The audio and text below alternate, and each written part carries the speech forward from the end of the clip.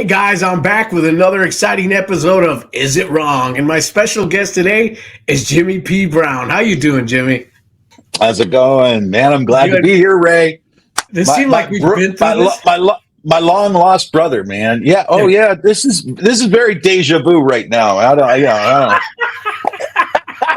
All right, we're going to clarify that right now because we did about 20 minutes of talking and having fun and laughing, and Ray goes, "Hold on, I forgot to hit record." Say what?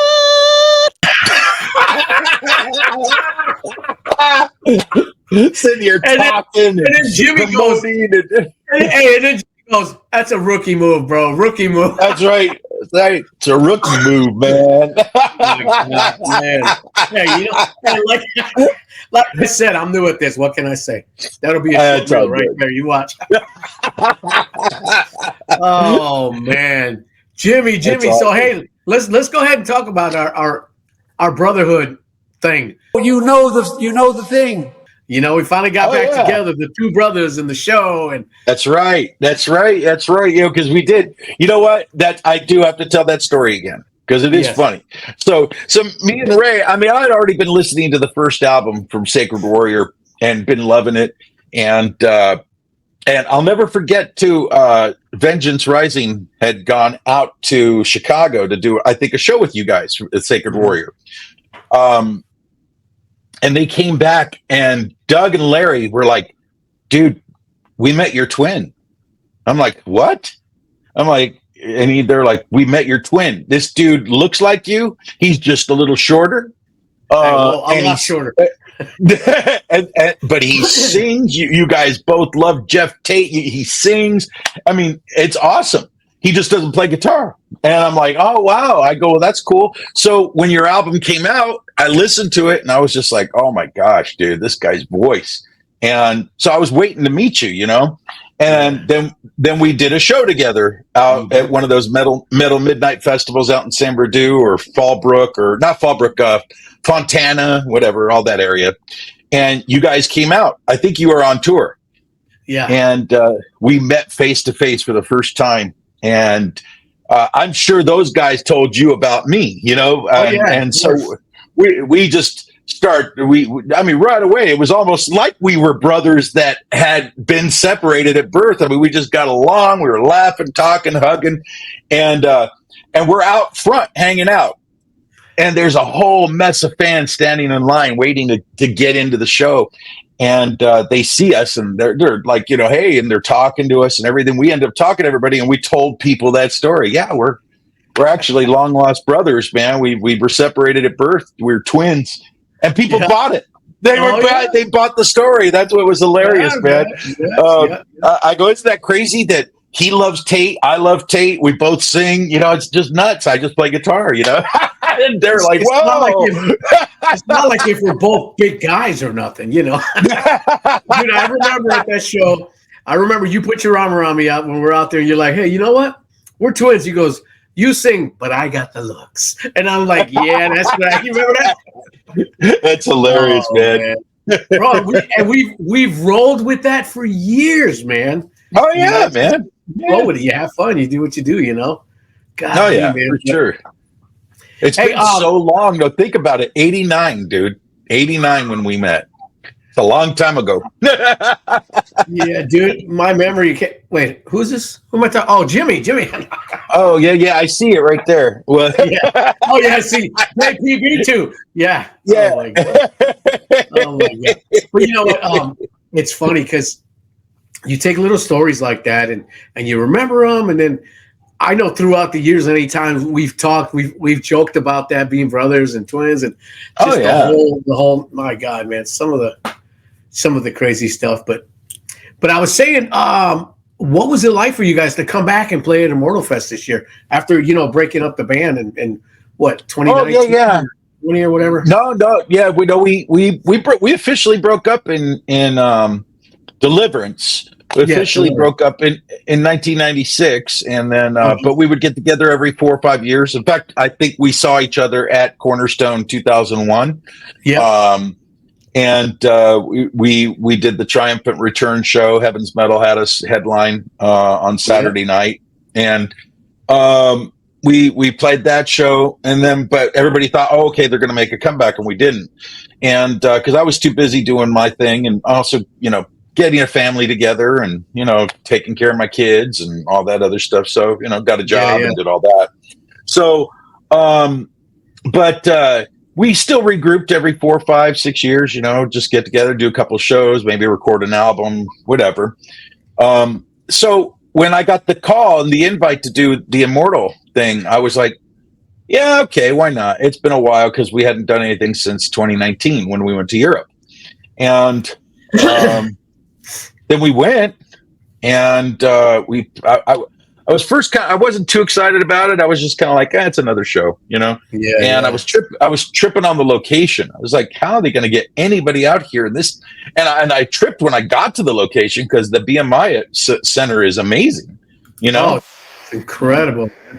It really is. It's beautiful. So I'm like, wait a minute. So, well, let's see what happens. And then, dude, all of a sudden there's a packed house. Everything's great. We're excited. Everything's jamming. And not to mention, it felt like a family reunion. You were there, George is there, Mike Lee, Mike Drive. Yeah, Mike Drive. So we're just hanging out, and then there's new people there. Disciple, I didn't know those guys, and then they gave us nice shout outs from the stage. I mean, directly about Deliverance, I thought that was really cool. But man, after that, I was like, man, I hope we play next year, which we're booked. We're booked for it this year. And, but it put a spark in me. And I said, I told Manny, let's do it. We don't know how many more years we've got. So why don't we let's do it, man. Let's make it happen. Yeah, man. And so we're doing at it. We're going at it again. And, we're officially resurrected at this point, not just for a one-off show, So and it'll be Jim Chaffin, Manny, and you and Glenn. Well, no. Right now it's just me. It's me and Manny, and we're putting together a new band. So we're putting together a new band. Yeah. Gotcha. So because with change, with new things, and a new album being recorded right now. In fact, I'm working on writing it right now. Nice. With new things, sometimes it requires a new cast. So that. Yeah, absolutely. Just do not ask George to be in your band, bro. Don't do it.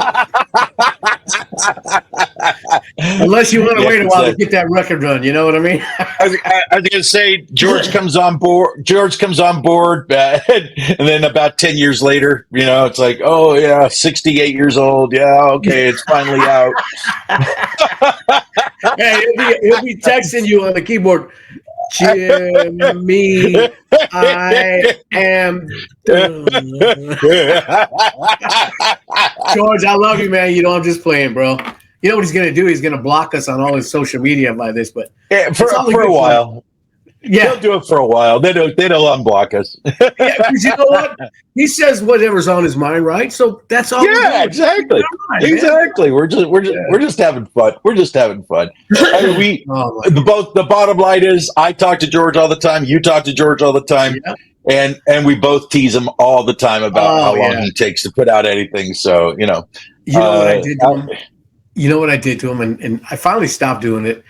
Every time we'd be talking when he's working on the Human Code record, he would post something. He would post something on Facebook about Human Code, and my response would always be like, "Oh yeah, I'm glad you're doing with your favorite band right now." I always like to bust on him like that, and stuff like that, and talk about He said, "Let's get this Worldview record too." He goes, "I'm ready. Let's get it done." I'm like, when you get Human Code done, and I get Deny the Fallen done, then we'll do it, right? Well, Deny the Fallen's done. It's published. It's out, and they're still not done. All done. It's all done. But like I said, he's a perfectionist. Wait a minute. Deny the Fallen was done like 7 months ago, wasn't it? It was, and released. Yeah. Yeah. Wow. Think about that, George. Yeah. Because he's watching this, right? He's watching this. Of course, he's watching it right now. George, he's getting all that. Oh, he is. He's gonna punch his screen, man. Don't do it. Don't do it, George. Yeah, leave it alone. You don't need to buy another Mac.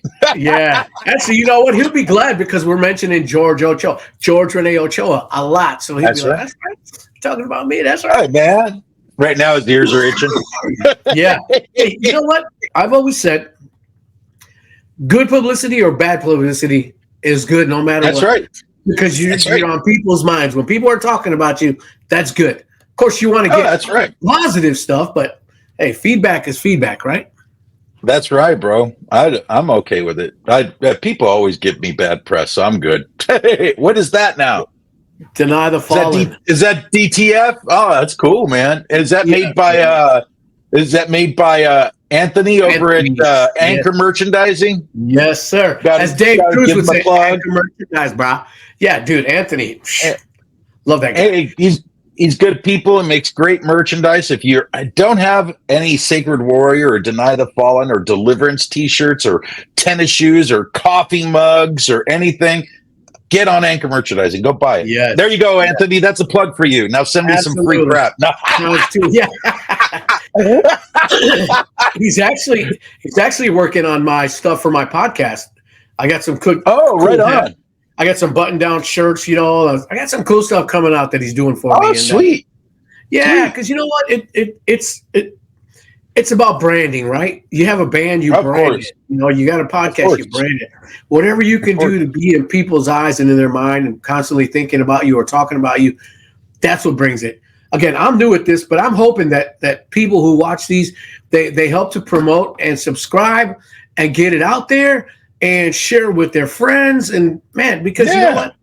That's what we're doing, right? That's right. I'm going to be pushing all your stuff. You push all my stuff. We're pushing all Anthony's stuff. And it's a community of people just doing what they enjoy and just loving it. You know what I'm saying? That's right. That's right. I've taken a small break from my YouTube channel for a while.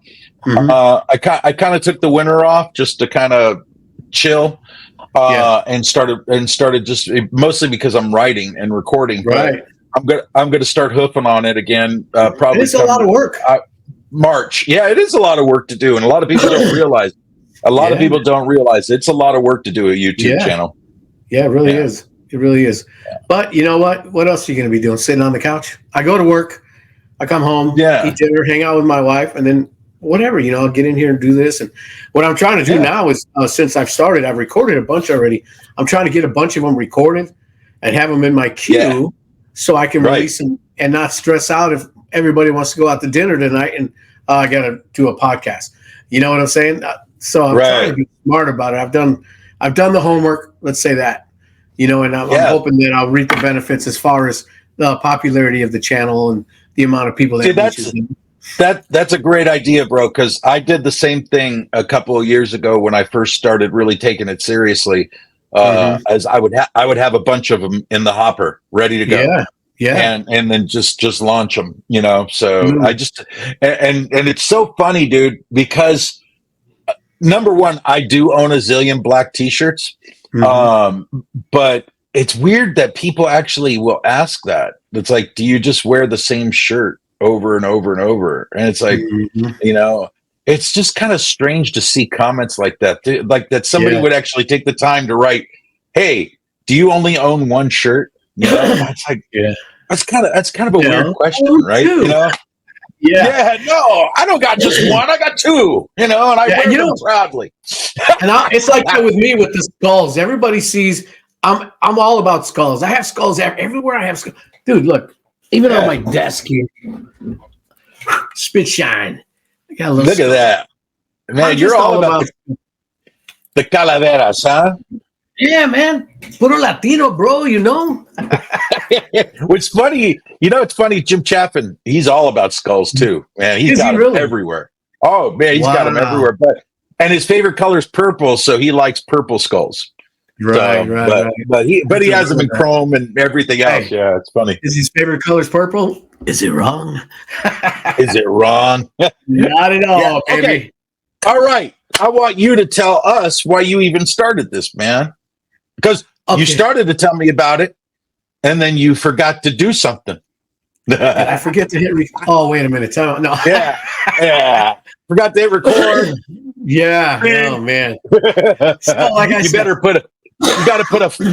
You're gonna have to put a little foul. I'll do it. I'll do it. I'll do it. Hey, but so I like to talk. I'm a talker, right? And besides that, I like cooking. I smoke a lot of meat in the smoker, and I cook a lot outside. And I've done some videos on Facebook and showed things I've done, how I've done them and stuff. And so many people responded to me and said, dude, you ought to do a podcast on cooking. And I'm like, that'd be cool. But then I'm like, man, I know it's going to be a lot of work. So I'm like, I'll think about it, and I just kept going on and going on. And then more people are like, bro, you need to do a podcast. And then my wife says, honey, you should do a podcast. I'm like, man, but she goes, but if you do, you got to post something every week or every couple of weeks. So you got to be on it. You got to do it. And you're a talker. So why don't you do it? So she kind of nudged me a little bit. So between her and everybody else, and then I was a guest on a couple of podcasts, and I'm like, man, you know what? I could do this. I don't know how. I have no clue how to do it, but I have the gear. Let me try it. So I started searching and stuff, and then before you know, even my first one I did with Larry Worley, I didn't have no titles. I didn't have no theme song. I didn't have nothing. Right. And I'm like, you know what? This is a trial run. Let us know what you think. And it got like 500 views almost, in one day. Yeah. So you know what? I'm enjoying it. I'm gonna do it till the cows come home, man. Yeah, just keep doing it. It's fun, man. And you take your breaks when you need to, like when Deliverance and Sacred Warrior go on tour. Then you have to just have some in the hopper for that time, right? Absolutely, man. Absolutely. What'll be even cooler if we are on tour, we could do like podcasts from the road. Think about that. That would be cool. That would be really cool. That'd be fun. Man. That'd be really cool. Yeah, man. It's for me, I want to just let people see who I am and just enjoy doing it, man. I don't go out to clubs and bars and hang out and nothing. So why not do something that I really enjoy doing? No, you don't go hang out at the Rainbow Bar and Grill. Yeah, every day, but I don't tell people about it. No, I grew up in LA and I never understood that. Yeah. But I didn't dress like a rocker. I wore a lot of button-up shirts while everybody else was out there with the band shirts, cut off sleeves, and doing the bandanas and everything. And I'm wearing button-up shirts and just regular old pants. I was just always that. It's like people didn't really know I was in a band other than the fact I had long hair. So just going to the Rainbow was kind of weird. I was underage anyway, but it's still, I wouldn't have done it anyway, because after I was 21, I still didn't go. I just thought that's just not my scene, the Hollywood rock scene. That's just not my scene, That's like me with smoking. I started smoking cigarettes when I was 9 years old, bro. Sneaking them off my dad. 9 years old, right? And I'm smoking all through. And then by the time I turned 18 where I could buy them, I quit. Wow, that's smoking. Funny. Yeah, because you said I don't want to spend my money on that. yeah, probably. That's what it is. Although I will say I spend a pretty good amount of money on cigars. I like cigars. I'm a huge cigar guy. Cigars are different.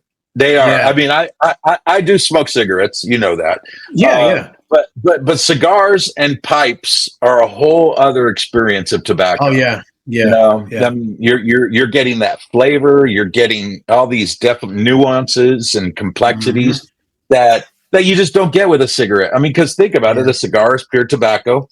The pipe is utilizing the wood with tobacco, so definitely a nicer experience. Experience to do that. So I get I get why you're a cigar aficionado. I get it. Yeah, man. Good. It's nice to have a good smoke. Yeah, you want to know something funny? You see this statue right here? I do see him. That's a 5 foot tall statue of Einstein. That's one of my humidors. The stack of books that he's carrying opens up into a humidor. And then I have a refrigerated one. I got a real tall refrigerated one that holds like 150 cigars. It keeps the temperature in there, and then I have a thermometer in there, and for my humidity. And I mean, I'm that guy. Wow, that's awesome. Even at that, I'm still only going to smoke like one a week. And sometimes I don't even smoke one a week. Sometimes I'll smoke 2 in a week, but it's not a thing where I'm constantly doing it, Sure. But I enjoy it. I enjoy this cigar. What's your favorite cigar so far? I mean, what's like a big one that you do? La Gloria Cubana. That's one of my favorites. Cubana. Yeah, La Gloria Cubana. And then I have a guy here in town, Latino Market. He gets this Cuban. They're called. Man, I can't remember what they're called, but they come from Cuba.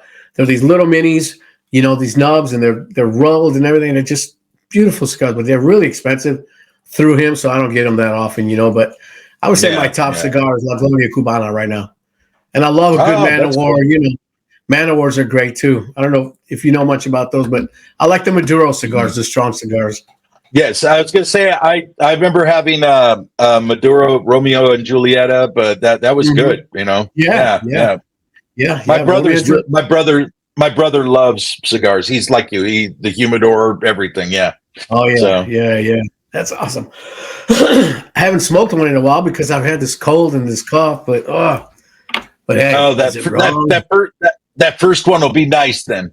Is it wrong? We got to ask the people, are cigars wrong? Yeah. Well, I've actually had people tell me, dude, if you're a Christian, you wouldn't smoke. Even like with my guns, I'm big into guns, and I had one guy posted a while ago of us out in the shooting range and all our firearms on the table. I mean, like from there to there, tons of them, right? Ammo and everything. And this one guy posted, he said, hey, the Bible says if you live by the sword, you die by the sword, And to me, I'm not going to sit there and argue with something like that. You know what I mean? Yeah. That's not living by the sword. That's protecting your family. I own firearms. Right. And my whole family, they're all trained in safety. We all have our permits. Of course, here in Florida, you don't even need a permit anymore. You know what I mean? But people that say that kind of stuff, you just got to let it go in one ear and out the other, man, because they're clueless. It's people who obviously don't like firearms and don't know anything about them. That's why they fear them. It's like, but whatever. I'm not dogging anybody out. To each his own, right? That's the way I look at it. Let's face it, 30, 40, 50 years ago, Christians shouldn't have tattoos, right? And now there are pastors out there with tattoos. Back, 30, 40 years ago, 20, 30 years ago, Christians shouldn't have even a touch of wine or any type of booze, Now, which is so strange because I'll never forget when I went to Europe and the first time, and I'm sitting with clergymen having scotch, and it's like no big deal. You just don't get tanked, but you enjoy the drink, And I'm just kind of like, wow, things are so different from that to the States. But then now you see everybody. I mean, now you see a pastor who enjoys a smoke and a cigar and a sip of bourbon. Yeah, man. I mean, things change. I mean, people can say, oh, well, the church is backslidden, and people could say, well, see how it's all gone lax, and there's no more of this, there's no more of that. And it's kind of like, unfortunately, we change, because we live in time. We live in this vacuum called time. And so current, trends, change, acclimation, all of these things are just constantly evolving and moving. So sometimes things just change. And I'm not saying, is it right? I'm not saying, is it wrong? But I am saying that show some grace, but you're right. It's not worth getting into. I get criticized all the time. I get slagged all the time. Because I speak my mind. But I mean, George will even tell you, the time we went to Mexico, which I've you told me that story. Podcast. You told me that story. They treated me so terribly because I lit up a cigarette, man. They literally treated me like I whipped out a hustler and went and hid in a corner. That's the way that's the way I got treated. It was so bad. It was just crazy, bro. But everybody's their own person, their own thing, and more importantly, they have their own walks. So, exactly. And so that's why if we got to heed anything in the scripture is, this, is mind your own walk, right? Is with fear and trembling, right? Right. So, right. I mean, just listen to Paul, on that one. Yeah. And that's why I don't like to really get into it. People who know me, they know me. The people who know me, if that makes sense. I course, remember I got into it with somebody on Facebook one day. I don't want to mention the name because you know who this is, and you might know when I tell you, but he went from being a powerful metal singer in a band and turned away from God and started his own thing. And he wrote a script called Jesus and Tunic Boy or something. And him and I were still friends, and he sent it to me. And I texted him back and I said, dude, I don't want to read that crap. And he just went off on me. He's like, oh, you this and you that. And you this and that and the other. And I said, I don't remember what the S word. I think I called him hit the S word. I don't want to read this SHIT, right? Yeah. And he took just that and added a bunch of stuff and posted it all over my Facebook. Oh, look at what your Ray Parra is doing. But dude, here's how good God is. Here's how good God is. People who know me went on there and said, there ain't no way he did that. And we know where your heart is at, bro. So the one that really needs to check himself is you, because again, if you are who you are in season and out of season, there's no guessing. People know who you are. They know what you stand for. And it backfired on him because so many people came to my defense. It was great, man. It was great. That's so cool. Wow. That's unfortunate, man. It is. It always trips me out how, when people turn away from the faith, it's like, okay, that's your choice. That's what you do, Right. But why they all of a sudden becomes enemies of the cross. It's like they go from one thing to the other. I mean, people that just start getting into a lackadaisical sense in who they are and their belief system, and they kind of just like say, I want to just live my life and not worry about this. Well, guess what? I understand. It is easier to be that way. So I totally get it. But the ones that like become enemies and want to combat everything, that's the part that trips me out the most, man. Yeah, man. Yeah. I don't get it, man. It's those people who probably have not been shown much mercy, so they're not going to show them mercy, but oh well. Jimmy, do you have, I've been wanting to ask you this for a while, do you have any one particular moment in your career that it was just the most either embarrassing moment or the funniest moment you ever had on stage? I like hearing that kind of stuff because I've had some myself. But I I've had a few, but I guess my favorite one is it was early on, man, 1986. It was me, Larry Farkas, and Brian Carilla and Chris Hyde. We're playing out. We're playing at a club out in Hollywood called the Oasis, and my girlfriend, now my wife, forgot my clothes. So all I had was this torn up T-shirt I was wearing and my leather jacket and these pair of these like I used to love wearing baggy pants, those Z Cavarici pants, right? Oh yeah, and that's all I had. So I was like, okay, well, do I go buy a shirt? Do I go do this? I'm like, I'll just take my shirt off. I'll put the leather jacket on, push up the sleeves. I'll go out there with the jacket and my pants. No big deal. Well, there's these steps that lead up to the stairs, to the stage. And I'm stepping up the stairs and I trip and my pants split right down the center. And you guessed it, I wasn't wearing underwear. So, I had to play the whole show, closed-legged and whatever. But there was a few times where I was like, I'm getting into it. And, So, the little guy was hanging out. So, did you see that? Did you see the podcast I did with Dave Cruz? I watched some of it. Yeah, I got to watch a little bit of it last night before I shared the same thing that happened to me on that. Oh, no way! That early in our day, bro. Oh my gosh! I was wearing spandex. And we're on stage, and my cousin Ben Parra is right there in front of me, right? And I'm singing. I'm like, I'm gonna put my foot on the monitor like everyone else. And I put my foot up there, and I'm like pointing at everybody. And my cousin's like, and I'm like, ah. He's like that, and I'm like, what? And I realized I looked down, and the same thing, dude. My spandex had a tear in them. Yeah, bro. Yeah, yes. And I'm like, and the snake came out like you. I wasn't wearing underwear. Oh my god, dude, that is so funny, dude. I bet that's happened to so many people, man. They just don't want to share it, probably.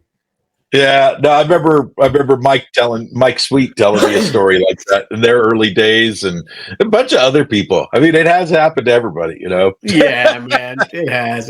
It totally has. It's like you watch a lot of videos now, like these reels and stuff, where big stars, they're walking and then they fall down off the stage and stuff like that. At least ours wasn't that bad, but stuff happens, man. It's But it happens all the time. I used to slip. I mean, it's so funny. Oh, I'll tell this story. I don't care. I think it's funny. I think it's funny, but I also don't to a degree. But, when we first started touring, we played a bunch of shows with One Bad Pig. Mm-hmm. And I hated when they opened for us because they did all their silly string and hot fudge and ice cream crap, mess. Right? Yeah, it's this big mess. And I'll never forget. We went out after them, and my shoe, because I used to wear the high top tennis shoes, but I didn't lace them, and my shoe got stuck and went. My foot just came out, and the shoe was there, my gosh. over there by my amplifier because where I was walking. And then eventually my sock came off too because it got stuck to the stage, and I had to do the whole show. I had to do the whole show like that with one shoe on. And how crazy was that? Oh, I got so mad, bro. I got so mad. By the way, you froze and stuck because you're kind of like, yeah, it's weird. I'm looking at you weird, and you're looking at me weird. What's going on? Yeah. Well, I was like, I was like thinking, what's wrong with him, man? He's like, it's like one of those videos online about the lizard people. Lizard people. That's all right. Just keep talking. It'll unfreeze. I don't know why that just happened, but it's making me mad. But you know what? Funny. Is it wrong? Is it wrong? Yes, it's wrong. Anyways, I don't know what happened. Dude, Ray, this is an exposure. Ray Parra's a lizard people. He's a lizard people. Yeah, just don't tell anyone. But even though it's frozen on the screen, it's still recording, right? Because I know it did that before. Yeah. And it's still going. So don't do anything weird, okay? Oh, that's okay. It's all good. But yeah, right there, we got to leave that in there because that's proof of Ray Parra being lizard people. Is it wrong? Is it wrong? Dude, you never know. I could be a lizard person. So I got to ask. So they really do. You don't need a permit out there, huh? In Florida? Not anymore, bro. Not anymore. We did, and then Ron DeSantis passed this bill, and it's not open carry, but you can conceal carry, no permit. Okay. Bro. It's okay. We have open carry here, so but it's pretty easy to get pretty easy to get a permit, or and all that, and also it's easy to get a concealed weapon. So yeah. I was wondering about that. I mean, I'm not crazy tons of guns or anything else, but I've got my home protection, so it's all yeah. You know what? And that's just it. If we, like I said, we do it a lot for fun. We have a blast doing it. No pun intended. But Trissy has told me that I am not allowed to buy any more guns. So I have to. So she kind of put the kibosh on that for now. So I won't buy any more. Wink, wink. What's your favorite handgun thus far that you own? I own a Canik TP9 Elite Combat, which I just love that thing. I hope you're showing I hope you're going to show a picture of it while we're while you edit this. I want to see it. Yeah, I will. Dude, that's so weird. Now my screen there it is. Now we're back. There you are. Yeah. I don't know what happened, bro, but it don't matter, man. It don't matter. It was an exposure of the lizard people, man. You know what? You're probably right, bro. You're probably right. Is it wrong? Yeah. Hey, man. I just saw there in Miami, dude, the New Year's Day alien or whatever over at that mall. Yeah, did you see that? I started laughing when I saw it. Well, here's the funny thing. Initially, I'm like, you know what? Man, that's kind of weird. They showed that little shadowy thing. But here's what I said. Okay, so that somebody put that in there. All the cops are going that way. And this guy's walking this way. Right. You know what I'm saying? Yeah, that tripped me out too. Yeah. Yeah, if it was about that, then they would have been all zoning in on that, and they weren't. You know what I mean? So yeah, that was kind of weird. So somebody had to have put that in there. I don't know, because it just seemed a little too weird, and nobody's reacting to it. Right, it's like, come on. Yeah. So, it's a farce. Well, I got some stories about that stuff that happened to me when I moved down here, but we'll leave that for another time. Yeah, we'll do that off the air. yeah, absolutely. And not because it's wrong. It's not wrong. Is it wrong? It's not at all. No, not at all. So is it wrong? Where does it come from, man? So I'm gonna wait till the end of the year before I tell everybody where it comes from. The whole story? Okay. The whole episode, the whole season, and then I'll tell everybody.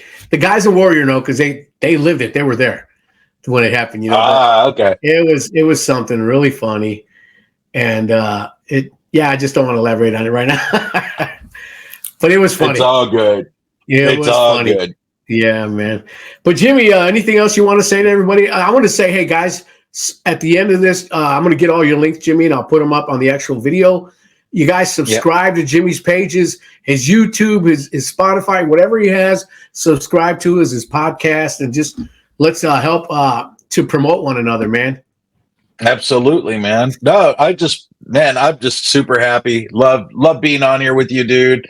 Awesome, I want to finally have you on mine. Yeah. And we'll get that because we were going to highlight, like I said, Deny the Fallen, but we've got other things happening right now. And for me, the Warrior being back and the swing of things is, dude, you have no idea how happy that makes me. So, bro, and it's likewise for me. And we hope that people will continue to watch out for our bands, Deliverance, Sacred Warrior. And guys, listen, thanks for hanging with us. Jimmy, stay on for a minute. I'll talk to you in a second, but stay tuned for my next episode. I'm going to be featuring Rex Carroll and David from White Cross, y'all. So hang in there. Oh, wow. Peace out. Be good. Is it wrong? Bye.